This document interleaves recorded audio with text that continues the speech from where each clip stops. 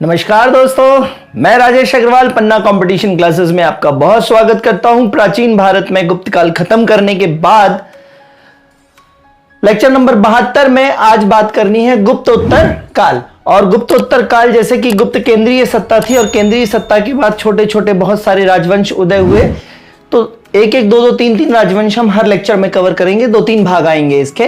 तो गुप्तोत्तर काल भाग 1 में बल्लभी के मैत्रक, मालवा के यशोधर्मन और बंगाल के गौड़, ये तीन कवर करने वाले हैं।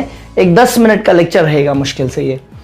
गुप्त साम्राज्य के पतन के साथ छोटे छोटे अनेक नए राजवंशों का उदय प्रारंभ हुआ। इनमें बल्लभी के मैत्रक, बल्लभी मतलब गुजरात में है बल्लभी के मैत्रक, मालवा के यशोधर्मन, मगध और मालवा के उत्तरगुप्त, कन्नौज के मौखरी और स्थानेश्वर के पुष्यभूति। तो ये इंपॉर्टेंट थोड़ा सा बड़ा रहेगा, स्थानेश्वर के पुष्यभूति ये पढ़ना है। अपन आज 3 पढ़ने वाले हैं। पहला है बल्लभी का मैत्रक वंश। बल्लभी का मैत्रक वंश टाइम पीरियड लगभग आपको आइडिया होना चाहिए, रटना नहीं है।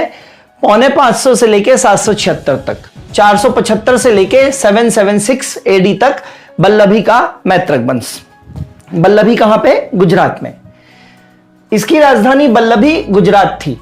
मैत्रक वंश का संस्थापक जो था वो भट्टारक था। किसी बुक में भट्टारक लिखा है, तो मैत्रक वंश का संस्थापक जो था वो भट्टारक था, जो गुप्तों के अधीन सौराष्ट्र उपखंड का राज्यपाल था। तो जैसे गुप्त गिरे ये स्वयंभू बन के आ गया, ये राजा बन के आ गया। पहले राज्यपाल था गुप्तों के अधीन समय में, ठीक है। फिर बल्लभी विश्वविद्यालय गुजरात में था उस समय, बहुत फेमस। जैसे नालंदा तक्षशिला फेमस है, वैसे बल्लभी विश्वविद्यालय गुजरात में था, जो प्रशासनिक कर्मचारियों को तैयार करने के लिए विख्यात था। जैसे आज की डेट में इलाहाबाद यूनिवर्सिटी देखें तो वहां से सबसे ज्यादा आईएएस प्रोड्यूसर हैं इलाहाबाद से, तो उसी तरीके से बल्लभी विश्वविद्यालय था। यहां के 2 प्रसिद्ध आचार्य प्रसिद्ध थे, 2 गणभूति और स्थिरमती। 2 फेमस यहां पे प्रोफेसर थे, गणभूति और स्थिरमती। और शासकों के क्रम में देखेंगे दोस्तों, तो शासकों के क्रम में Bhattarak, Dhruvasena first, Dhruvasena second. Bhattarak, Dhruvasena first, Dhruvasena second. Dhruvasena second जो है वो हर्षवर्धन का दामाद था। स्थानेश्वर का पुष्यभूति वंश पढ़ेंगे अपन, वहां पे हर्षवर्धन का दामाद था। चीनी यात्री इत्सिंग भारत आया था इसी के समय 671 में। चीनी यात्री इत्सिंग जो है वो ध्रुवसेन सेकंड के समय भारत आया था। और ध्रुवसेन सेकंड हर्षवर्धन का क्या था? दामाद था। हर्षवर्धन की बिटिया ब्याही थी इसको। चीनी यात्रियों के भारत आने का क्रम एक जनरल चीज आपको मालूम होना चाहिए। फाहियान के बाद ह्वेनसांग के बाद इत्सिंग। फाहियान आया था चंद्रगुप्त II के दरबार में, ह्वेनसांग आया था हर्षवर्धन के दरबार में, और इत्सिंग आया है इसके दरबार में, ध्रुवसेन के दरबार में। क्लियर है? तो ये याद रखिएगा, ठीक है। अब एक टेका बनाया हुआ मैंने बल्लभी के मैत्रक वंश के लिए कि मित्र के बल पर भट्टी धू धू करके जली। मित्र के बल पर, मित्र का सपोर्ट मिल गया तो भट्टी जो है वो धू धू करके जली।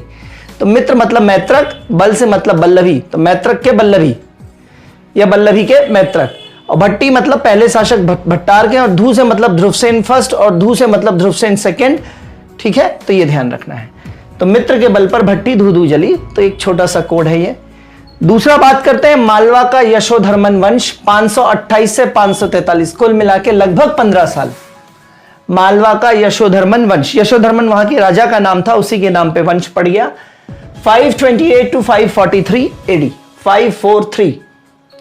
गुप्तों की शक्ति को छीन करने वाले 2 शासन प्रमुख हैं, जिसमें से एक हूण है और दूसरा था मालवा का यशोधर्मन। बहुत शॉर्ट पीरियड के लिए आए, लेकिन गुप्तों की ताकत को इसने बहुत कमजोर किया, बहुत आघात पहुंचाया। मालवा का यशोधर्मन वंश आंधी की तरह आया, उल्कापिंड की तरह गिरा और एकदम चला भी गया, और थोड़े से समय में बहुत प्रसिद्ध भी हो गया। मंदसौर अभिलेख से पता चलता है कि इसने जो था यशोधर्मन था राजा, इसने चक्रवर्ती तथा जैनेन्द्र की उपाधि धारण की थी। इसका शासन उत्तर में हिमालय पर्वत से लेकर दक्षिण में महेंद्र पर्वत तथा पश्चिमी समुद्र से लेकर ब्रह्मपुत्र या लोहित नदी। लोहित किसकी सहायक है? ब्रह्मपुत्र की। लोहित मतलब लाल रंग, लोहित मतलब खून का पर्यायवाची है लोहित। तो लोहित मतलब खूनी नदी भी बोलते हैं इसको, या ब्रह्मपुत्र की सहायक भी है लोहित, ठीक है। तो इसका शासन उत्तर में हिमालय से महेंद्र पर्वत और पश्चिमी समुद्र से लेके असम ब्रह्मपुत्र लोहित तक फैला था।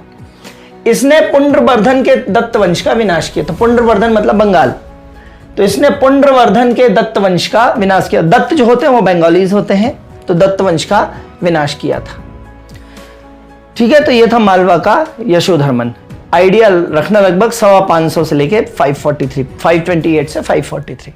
बंगाल का गौड़ वंश है ना, बंगाल का गौड़ वंश में 3 लाइनें पढ़ना है मात्र अपने को। इसका प्रमुख शासक था शशांक। ध्यान रखिएगा, यहां से प्रश्न आया है। शशांक प्रमुख शासक था, यह शैव उपासक था, शिव का उपासक था, बौद्ध विरोधी था ये। इसने बोधि वृक्ष कटवा दिया था।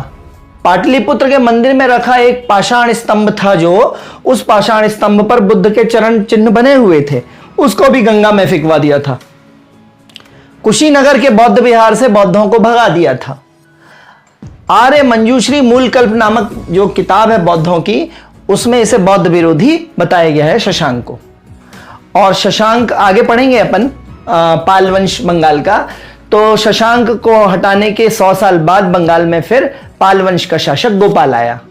ठीक है, तो ये आगे अपन डिटेल में पढ़ेंगे। अभी तो अपन गुप्त उत्तर काल में छोटे छोटे राजवंश, छोटे छोटे समय के राजवंश पढ़ रहे हैं। ठीक है, इसी के भाग 2 में और आगे 2-3 वंश लेके आऊंगा मैं।